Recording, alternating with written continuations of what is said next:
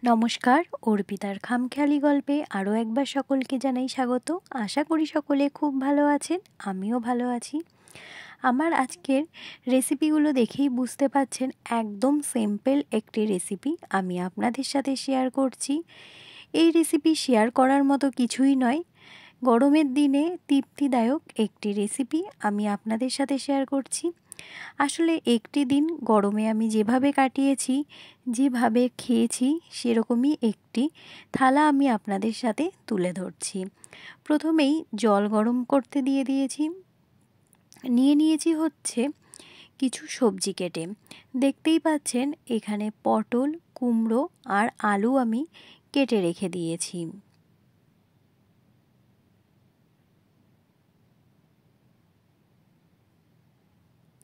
এখানে আমি 3 রকমের সবজি নিয়েছি, চাইলে আপনারা আপনাদের পছন্দ মতো আরও কিছু সবজি অ্যাড করতে পারেন। এখানে জলটা বেশ ভালো গরম হয়ে গেছে, প্রথমেই দিয়ে দেব কুমড়োগুলোকে। গরমের দিনে এরকম একটি থালা হলে কিন্তু মন্দ হয় না। আর গরম ভাতে গোবিন্দভোগ চাল, সেরকম একটি গরম ভাতে ঘি, সাথে এরকম সেদ্ধ, আহা, পুরো যেন মনে হচ্ছে একটা স্বর্গ পেয়ে যাব, তাই নয় কি? আপনারা কারা এরকম সেদ্ধ ভাত খেতে পছন্দ করেন একবার প্লিজ কমেন্ট করে জানাবেন।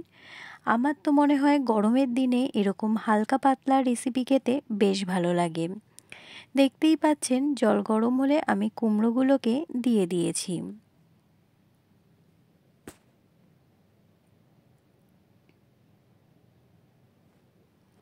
প্রথমে আমি সবজিগুলোকে সেদ্ধ করে নেব, তারপর ভাত রান্না করে নেব।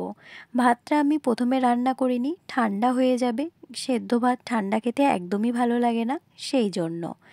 দেখতে পাচ্ছেন কুমড়োগুলো যখন বেশ সেদ্ধ মতো হয়েছে, মানে অল্প একটু সেদ্ধ হয়েছে, তখন আমি এখানে অ্যাড করব হচ্ছে কেটে রাখা যে আলুগুলো আছে সেই আলুগুলোকে।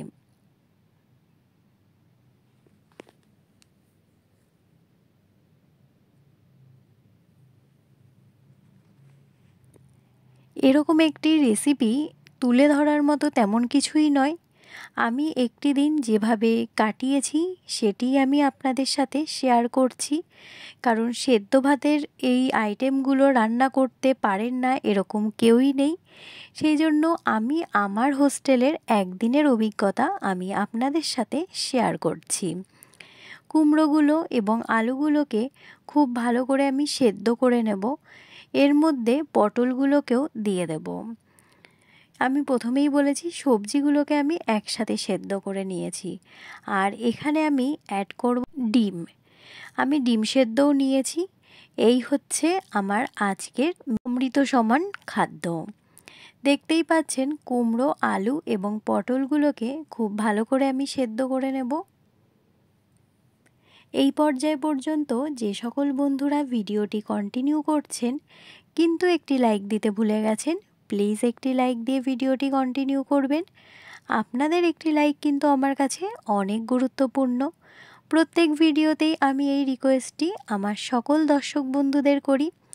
আসলে যেই পরিমাণ ভিউজ আসে সেই পরিমাণ লাইক একদমই আসে না, সেই জন্য প্রত্যেক ভিডিওতেই একই রিকোয়েস্ট করতে হয়। যাই হোক, এখানে দেখতে পাচ্ছেন সমস্ত সবজিগুলো আমি খুব ভালো করে সেদ্ধ করে নিচ্ছি।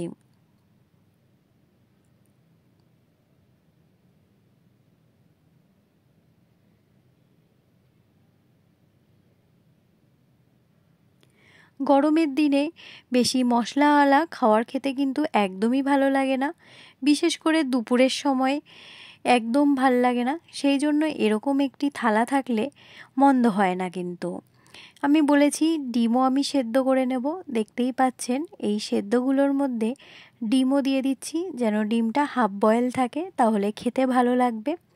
কুমড়োগুলো সেদ্ধ হয়ে গেছে, সেই জন্য কুমড়োগুলোকে আমি আগে তুলে রেখেছি। আলু, পটল আর ডিমগুলোকে আরও কিছুক্ষণ সেদ্ধ করে নেব।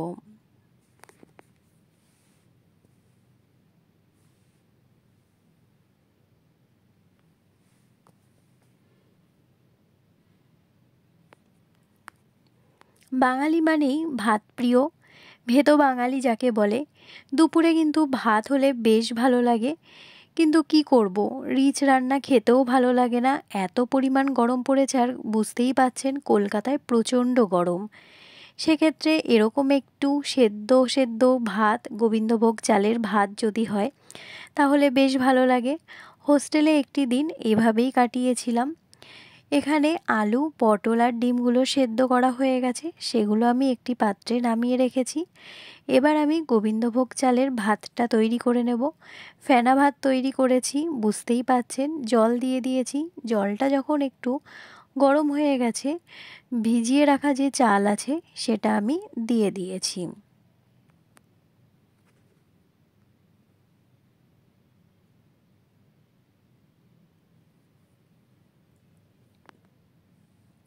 গোবিন্দভোগ চাল রান্না হতে খুব একটা বেশি সময় লাগে না, সেই জন্য যে সেদ্ধগুলো আমি আগে করে রেখেছি সেগুলো খুব একটা বেশি ঠান্ডাও হয়ে যাবে না, ততক্ষণে আমার ভাতটা রেডি হয়ে যাবে।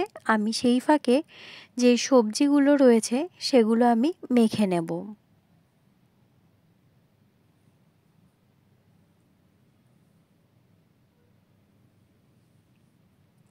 দেখতেই পাচ্ছেন ভাতের চালও আমার ফুটে উঠেছে বেশ ভালো করে।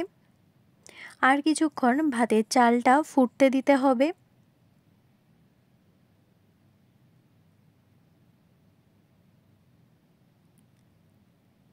আমার পরিবারে যে সকল নতুন বন্ধুরা যুক্ত হয়েছেন তাদের অসংখ্য ধন্যবাদ আমার পাশে থাকার জন্য। পুরনো বন্ধুদের অসংখ্য অসংখ্য ধন্যবাদ আমাকে এতটা সহযোগিতা করার জন্য।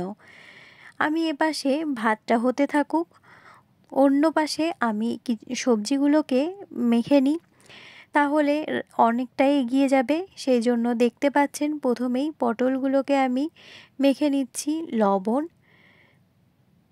লঙ্কা আর তেল দিয়ে। এবার কুমড়োর পালা। কুমড়োটাকেও আমি লবণ, কাঁচা লঙ্কা আর সরিষার তেল দিয়ে মেখে নেব।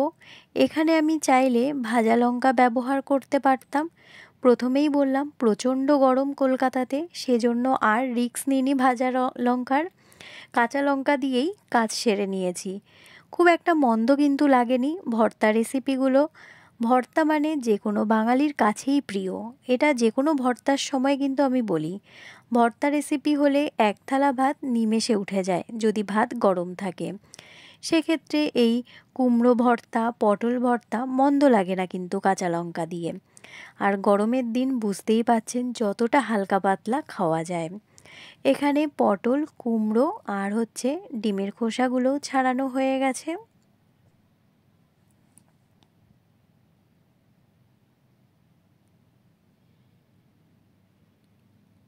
অপরদিকে এখন বাকি রয়েছে আলু সেদ্ধটা মাখার। আলুটাকে একটু কাঁচা লঙ্কা আর কাঁচা পেঁয়াজ দিয়ে মেখে নিয়েছি, সাথে সরিষার তেল দিয়ে দিয়েছি। এখানেও আমি শুকনো লঙ্কা অ্যাড করিনি। আপনারা যারা শুকনো লঙ্কা খেতে চান অবশ্যই ভর্তা রেসিপিতে শুকনো লঙ্কা অ্যাড করতে পারেন, ভাজা পেঁয়াজ অ্যাড করতে পারেন। সেক্ষেত্রে ভর্তার স্বাদটা কিন্তু আরও অনেকটাই বেড়ে যায়। আমি এখানে কাঁচা লঙ্কা, কাঁচা পেঁয়াজ আর সরিষার তেল দিয়েই আলুটাকে মেখে নিয়েছি।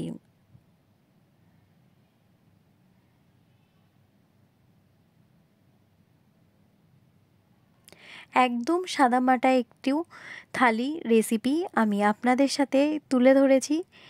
দেখতেই পাচ্ছেন আমার এখানে ভাতও রেডি হয়ে এসেছে। আমি থালায় ভাত নিয়ে নিয়েছি, দেখতেই পাচ্ছেন ফেনা ভাত, সাথে আলু সেদ্ধ, সাথে রয়েছে কুমড়ো ভর্তা, সাথে রয়েছে পটল ভর্তা, আর রয়েছে ডিম সেদ্ধ।